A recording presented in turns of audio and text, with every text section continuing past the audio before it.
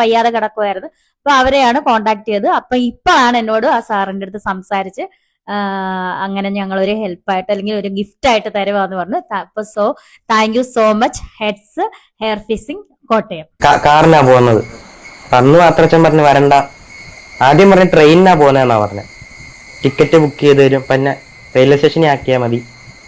പിന്നെ അത് കഴിഞ്ഞിട്ട് കുറച്ച് ദിവസം കഴിഞ്ഞാൽ പറഞ്ഞല്ല.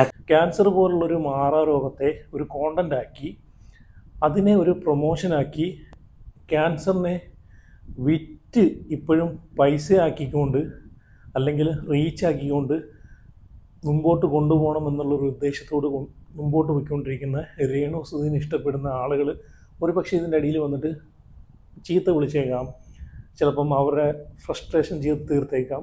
എന്നാലും കുഴപ്പമില്ല.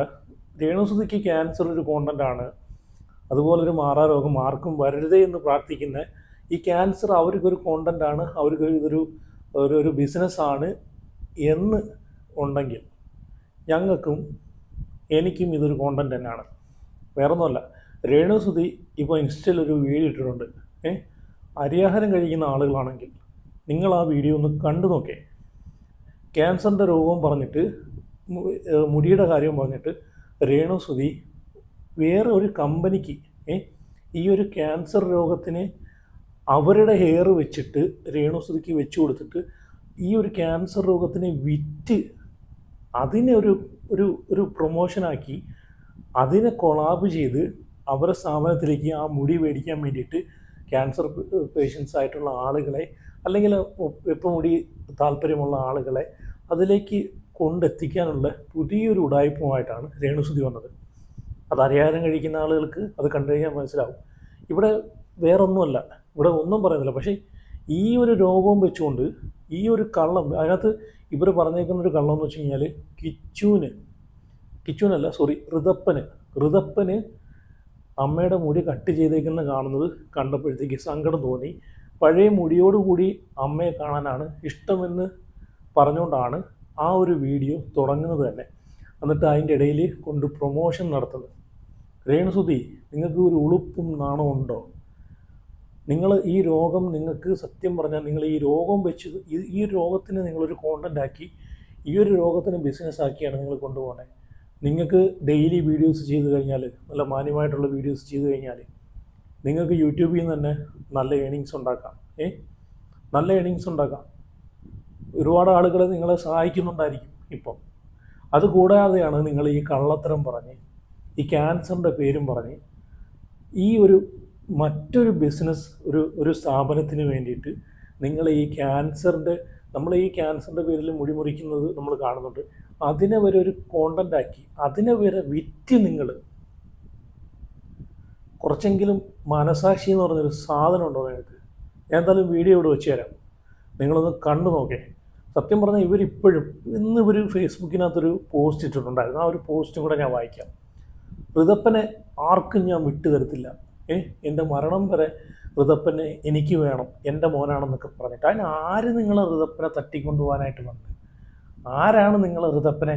ഇതെല്ലാം രേണു അവരെ ഒരു റീച്ച് നിലനിർത്തിക്കൊണ്ട് പോകാനുള്ള ഒരു പരിപാടിയാണ് നോക്കുന്നത്. അസുഖം വന്നാൽ പോലും അല്ലെങ്കിൽ ഈ ഒരു വയ്യാത്ത അവസ്ഥയിലിരിക്കുന്ന സമയത്ത് പോലും ഇവർക്ക് ആവശ്യം സോഷ്യൽ മീഡിയയിൽ രേണു ഇങ്ങനെ കത്തി നിൽക്കണം, രേണു ഇങ്ങനെ റീച്ചായിട്ട് നിൽക്കണം.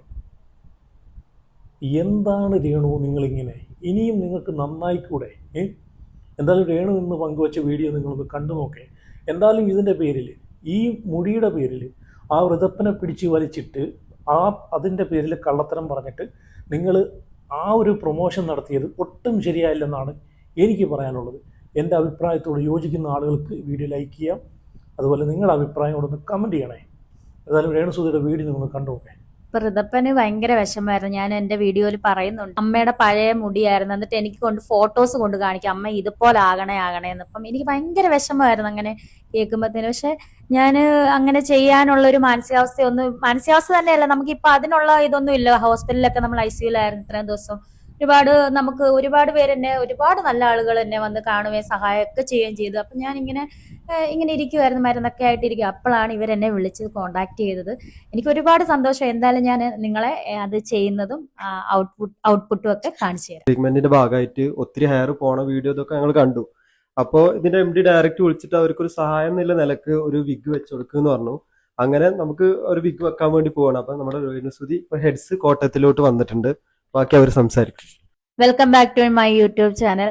ഞാനിപ്പോ ഹെക്സ് ഹെയർ ഫിക്സിംഗ് കോട്ടയത്താണുള്ളത്. ഇവർക്ക് വിദേശത്തും അതുപോലെ നമ്മുടെ നാട്ടിലും ഒക്കെ ആയിട്ട് 40ഓളം സർവീസുകൾ ഉണ്ട് അല്ലെ, ഔട്ട്ലെറ്റുകൾ അവൈലബിൾ ആണ്. സോ എനിക്ക് ഭയങ്കര സന്തോഷമായി. എന്നെ ഇവരുടെ MD നേരിട്ട് കോണ്ടാക്ട് ചെയ്ത്, രേണു നിന്റെ വീഡിയോസ് എല്ലാം, നമ്മളുടെ വീഡിയോസ് എല്ലാം ഞങ്ങൾ കാണാറുണ്ട്. സോ ഹെയർ കട്ട് ചെയ്തപ്പോ ഒരുപാട് കമന്റ്സും ഞങ്ങൾ ശ്രദ്ധയിൽപ്പെട്ടു. പഴയ ഹെയർ ഉള്ളത് ഞങ്ങൾക്ക് സഹിക്കാൻ പറ്റണില്ല രേണു, ഈ ഒരു ഹെയർ വെച്ചിട്ട് ഭയങ്കര വിഷമമായിരുന്നു. അപ്പൊ അവർ പറഞ്ഞു, എന്നെ നേരിട്ട് കോണ്ടാക്ട് ചെയ്തിട്ട് പറഞ്ഞു, ഹോസ്പിറ്റലിൽ നിന്ന് എപ്പം നിങ്ങൾ വരുന്നോ വരുന്ന വഴി തന്നെയാണ് ഞങ്ങളുടെ ഇത്, അതായത് ഹെഡ്സ് ഹെയർ ഫിക്സിംഗ് കോട്ടയത്ത് തന്നെയാണ്. അപ്പൊ ഇവിടെ വന്നിട്ട് നിങ്ങൾക്ക് അനുയോജ്യമായിട്ടുള്ള നല്ല രീതിയിലുള്ള ഒറിജിനാലിറ്റി തോന്നിക്കുന്ന രീതിയിലുള്ള ഹെയർ ഞങ്ങൾ വെച്ച് തരാമെന്ന് പറഞ്ഞു. അപ്പൊ ഞാൻ അതിനു വേണ്ടിയിട്ടാണ് ഇവിടെ വന്നിരിക്കുന്നത്. അപ്പം എന്റെ ആ ഒരു ഹെയർ വെക്കുന്നത്, നമ്മുടെ ഹെഡ്സിൽ വന്നിട്ട് ഹെയർ വെക്കുന്നത് നിങ്ങളെ ഒന്ന് യൂട്യൂബ് ചാനലിലൂടെ കാണിക്കാന്ന് വെച്ചാൽ എന്നെ സന്തോഷിപ്പിക്കാനാന്ന് പറഞ്ഞപ്പം എനിക്ക് എന്റെ അടുത്ത് ചേച്ചിയൊക്കെ പറഞ്ഞു നമുക്കൊരു സ്ഥലം വരെ പോകണമെന്നേ പറഞ്ഞില്ല. എന്നെ കോൺടാക്ട് ചെയ്യാന്ന് പറഞ്ഞാൽ ചേച്ചിയാണ് കോൺടാക്ട് ചെയ്തത്, എന്റെ നമ്പറിൽ കോൺടാക്ട് ചെയ്തല്ല. ചേച്ചിയുടെ കയ്യിലായിരുന്നു 2-3 ദിവസം ഫോൺ, ഞാൻ വയ്യാതെ കിടക്കുമായിരുന്നു. അപ്പൊ അവരെയാണ് കോൺടാക്ട് ചെയ്തത്. അപ്പൊ ഇപ്പോഴാണ് എന്നോട് ആ സാറിന്റെ അടുത്ത് സംസാരിച്ച് അങ്ങനെ ഞങ്ങൾ ഒരു ഹെൽപ്പായിട്ട് അല്ലെങ്കിൽ ഒരു ഗിഫ്റ്റ് ആയിട്ട് തരുവാന്ന് പറഞ്ഞു. അപ്പൊ thank you so much heads hair fixing Kottayam.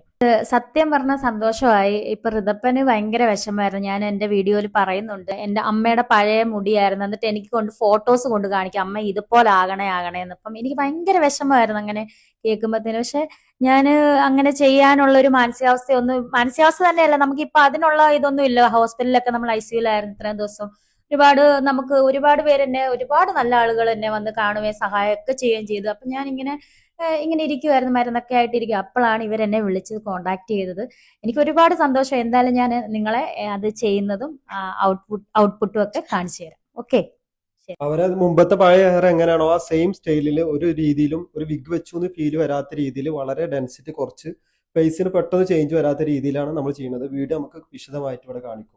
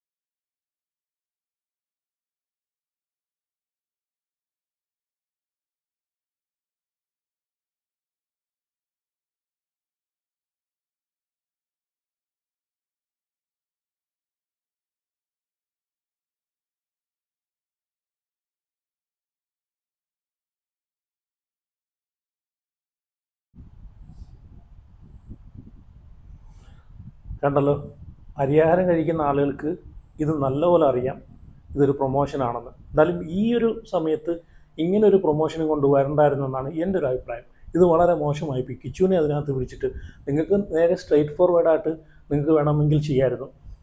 ഈ ഒരു അസുഖമായിട്ട് ബന്ധപ്പെട്ട് മുടി മുറിച്ചിരിക്കുന്ന ആളുകൾക്ക് മുടി ഇല്ലാതെ അവർക്ക് വിഷമമാവുന്നുണ്ടെങ്കിൽ അതിന് വേണ്ടിയിട്ടൊരു പരിഹാരമായിട്ടാണ് ഞാൻ വന്നേക്കുന്നത് പറഞ്ഞിട്ട് നിങ്ങൾക്കൊരു അങ്ങനൊരു വീഡിയോ ചെയ്യാമായിരുന്നു. പക്ഷേ നിങ്ങൾ അവിടെയും കള്ളത്തരമാണ് നിങ്ങൾ കൊണ്ടിട്ടത്. ആ കിച്ചുവിനെ വലിച്ചഴിച്ച് കിച്ചുവിന് വിഷമായതുകൊണ്ടാണ് ഞാൻ ഇത് ചെയ്തെന്ന് പറഞ്ഞിട്ട് ആ കടയുടെ പേരും എല്ലാം കൂടി ഉൾപ്പെടെ ഒരു പ്രൊമോഷനാണിത്. ഇത് പ്രൊമോഷൻ തന്നെയാണ്, അല്ലാതെ ഇതിനകത്ത് ഒന്നുമല്ല. അരിയാഹാരം കഴിക്കുന്ന ആളുകൾക്ക് മനസ്സിലാക്കാവുന്നേ ഉള്ളൂ. ഇനി രേണുസുതി ഇട്ടൊരു പോസ്റ്റ് ഞാനിവിടെ ഒന്ന് വായിക്കാം ഫേസ്ബുക്കിനകത്ത്. ഇതിൻ്റെ ഒന്നും ഒരു ആവശ്യവുമില്ല. എന്തിനാണ് നിങ്ങൾ മനഃപൂർവ്വം നിങ്ങൾ ഒരു പ്രശ്നം ക്രിയേറ്റ് ചെയ്യുവാണ് ഈ സമയത്ത് പോലും. എന്നിട്ട് ഇതിനെ ന്യായീകരിക്കാൻ കുറേ ആളുകൾ. എൻ്റെ മോനെ ഋതപ്പൻ, മോൻ്റെ ആവശ്യം ഈ അമ്മയ്ക്ക് മാത്രമായി, മോൻ്റെ ആവശ്യം ഈ അമ്മയ്ക്ക് മാത്രമായിരിക്കും. എൻ്റെ മരണം വരെ എൻ്റെ ഋതപ്പനെ ആർക്കും വിട്ടുകൊടുക്കില്ല. അവൻ എൻ്റേത് മാത്രം ആയിരിക്കും. ആരും അവൻ്റെ പേരിൽ റീച്ച് ഉണ്ടാക്കാനോ സെൻറ്റിമെൻ്റൽ ഗെയിം വർക്കൗട്ട് ചെയ്യാനോ നോക്കണ്ട, തരില്ല എൻ്റെ മോനെ. ഇതൊക്കെ എന്തിനാണ് മാതാപിതാക്കൾ ജീവിച്ചിരിക്കുമ്പോൾ, അല്ലെ തന്നെ എല്ലാ ആളുകൾക്കും അറിയാവുന്നതാണ്, മാതാപിതാക്കൾ ജീവിച്ചിരിക്കുമ്പോഴത്തേക്ക് മക്കളുടെ അവകാശം മാതാപിതാക്കൾക്ക് തന്നെയാണ്. അല്ലെങ്കിൽ തന്നെ ആരാണ് ഇത് കിച്ചുവിനിട്ടൊരു വെപ്പാണെന്നാണ് എനിക്ക് തോന്നുന്നത്. ഇനി കിച്ചു കാണുമ്പോൾ അവകാശം പറഞ്ഞാലോ എന്ന് പേടിച്ചിട്ട്. ഓക്കെ, എന്തായാലും ഈ കാണിച്ചതൊക്കെ സത്യം പറഞ്ഞാൽ ഒട്ടും ശരിയായിട്ടില്ല. ഈ ക്യാൻസറിൻ്റെ പേരും പറഞ്ഞ് ആ പൊടിച്ചെറുക്കനെയും കൂടെ വലിച്ചഴിച്ച് കള്ളം പറയേണ്ട ഒരു കാര്യമില്ലെന്നാണ് എൻ്റെ ഒരു അഭിപ്രായം. ഇനി ഞാനിവിടെ കിച്ചുവിൻ്റെ ഒരു വീഡിയോ വെച്ച് തരാം. ഈ ഒരു വീഡിയോ നിങ്ങൾ കണ്ടു നോക്ക്. കണ്ടിട്ട് ഞാനൊരു കാര്യം പറയാം. എന്ത് പരിപാടിക്ക് പോകുന്നതിലും ഞാനും അച്ഛനും കാറിനാ പോകുന്നത്. അന്ന് മാത്രം അച്ഛൻ പറഞ്ഞു വരണ്ട. ആദ്യം പറഞ്ഞ ട്രെയിനിനാ പോകുന്നതെന്നാ പറഞ്ഞത്. ടിക്കറ്റ് ബുക്ക് ചെയ്ത് തരും, പിന്നെ റെയിൽവേ സ്റ്റേഷനിൽ ആക്കിയാൽ മതി. പിന്നെ അത് കഴിഞ്ഞിട്ട് കുറച്ച് ദിവസം കഴിഞ്ഞാൽ പറഞ്ഞല്ല, കാറിന് പോവാന്ന് പറഞ്ഞു. എന്നോട് വരണ്ടെന്ന് പറഞ്ഞു. അങ്ങനെ വിളിച്ചിട്ട് പറഞ്ഞു നമുക്ക് രാവിലെ ആശുപത്രിയിൽ പോകണം, അതുകൊണ്ട് നേരത്തെ വീട്ടിൽ വരണമെന്ന് പറഞ്ഞു. അച്ഛനെന്തോ ചെറിയ പല്ലുവേദന ഉണ്ടാകും, രാവിലെ ആശുപത്രിയിൽ പോകണം. എന്നിട്ട് പപ്പ മെഡിക്കൽ കോളേജിലായിരുന്നു ആ ടൈമിൽ. അപ്പം അവിടെയും പോകണമെന്ന് പറഞ്ഞു. നേരത്തെ വീട്ടിൽ പോകണം, അതപ്പനെ നോക്കിക്കോണമെന്ന് പറഞ്ഞിട്ടാ രാവിലെ ഒരു 5 മണിക്കൂറെന്നാണ് പറഞ്ഞു ഇവിടെ വരാൻ വേണ്ടിയിട്ട്. 5 മണിക്കൂറിനുള്ളിൽ വരുമെന്ന് പറഞ്ഞു. അപ്പം ഞാൻ 4:20 വിളിച്ചു, അപ്പം എടുത്തില്ല. പിന്നെ വെച്ചപ്പം ഉറക്കമായിരിക്കുമെന്ന് വിചാരിക്കാം.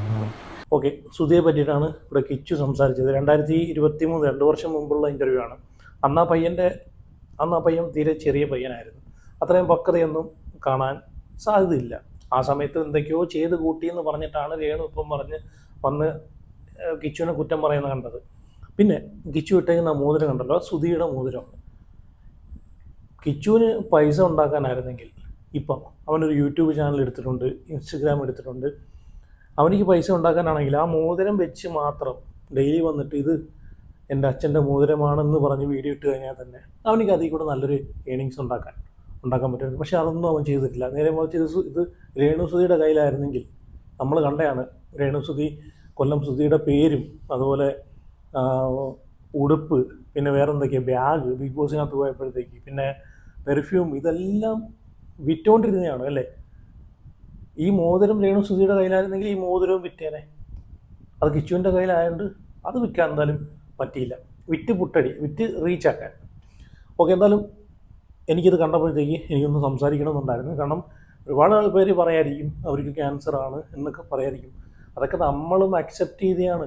നമ്മളും അവർക്ക് വേണ്ടിയിട്ട് നല്ലത് വരട്ടെ, അല്ലെങ്കിൽ അത് മാറട്ടെ ആ അസുഖം എന്ന് പറഞ്ഞ് പ്രാർത്ഥിച്ച ആളുകളാണ്. പിന്നെയും ആ പാവം പയ്യനെ കൊണ്ട് ഇതിനകത്ത് ഇട്ടത് ഇവരല്ലേ. പിന്നെ ഇവരെന്തൊക്കെയാണ് ഈ കാണിച്ചുകൊണ്ടിരിക്കുന്നത്? ഒരു അസുഖം വന്നാലെങ്കിലും ഒന്ന് നന്നാവ്, അതേ നമുക്ക് പറയാനുള്ളൂ.